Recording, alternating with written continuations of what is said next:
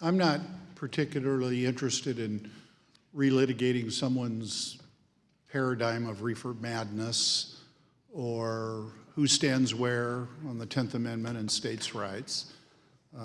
I'm, with all due respect, not interested in relitigating the choke point controversy. Indeed, I am interested in pointing out that quite some time ago, the ranking member, Lukemeyer, led an effort to get the FDIC to issue guidance that said that this could no longer occur. It has to be done on a business-by-business basis. I think he had to take a victory lap for that instead of us pretending as though this was still going on.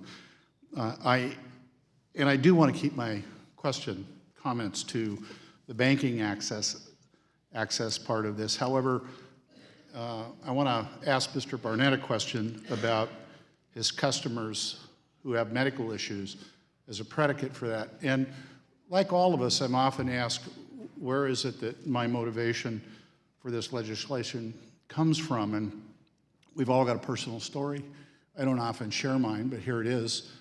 My older brother, Bob, graduated from high school in 1965. He had a football scholarship. He turned it down. He went to community college, kicked around a while, and then he did what he'd always wanted to do. He enlisted in the United States Marine Corps. And if you get the year reference, you know what happened next. He went to Vietnam. In fact, he was there during the Tet Offensive. He served in I Corps up near the DMZ for 13 months. He came home. 2.5 years later, he developed a large lump on his neck. It turned out to be diagnosed as the most common manifestation of exposure to Agent Orange, namely Hodgkin's disease. He fought that battle for 12 years. Indeed, on 2 occasions, it had been in remission for 5 years, and he was told his chances of it recurring were the same as anybody else's until December of 1981 when he passed. Toward the end of his life, the only relief he could find from what was then chemotherapy, initially it was cobalt, was from the illegal consumption of marijuana.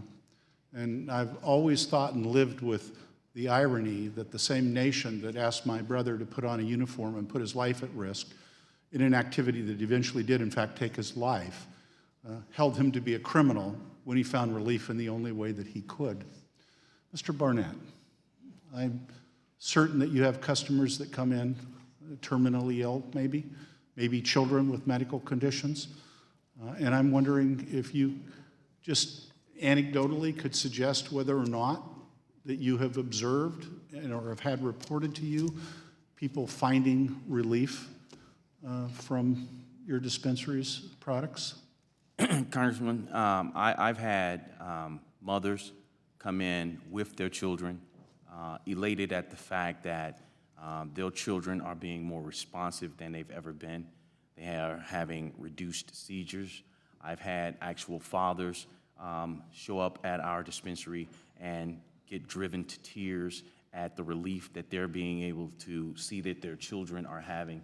I've had members of our military talk to us about how they're dealing with PTSD and that for the longest time they haven't been able to have a good night's rest and are plagued with the memories of having fought in the field, in the theater of war, and are getting relief from cannabis. And daily we have instances where people are coming in and sharing their stories and actually thanking the members of my staff for actually being there, despite some of the things that they're having to deal with as employees of our dispensary, because without them, they would have to go to either illicit channels to just get the same relief that you're talking about. Absolutely.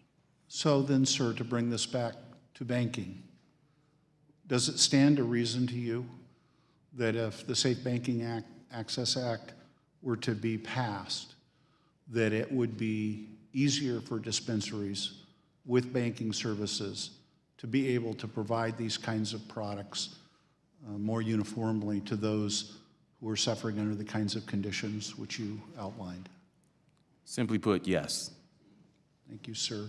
Major Franklin, first of all, I want to thank you for your career and your presence here as well today. I want to thank you for appropriately placing this emphasis on public safety.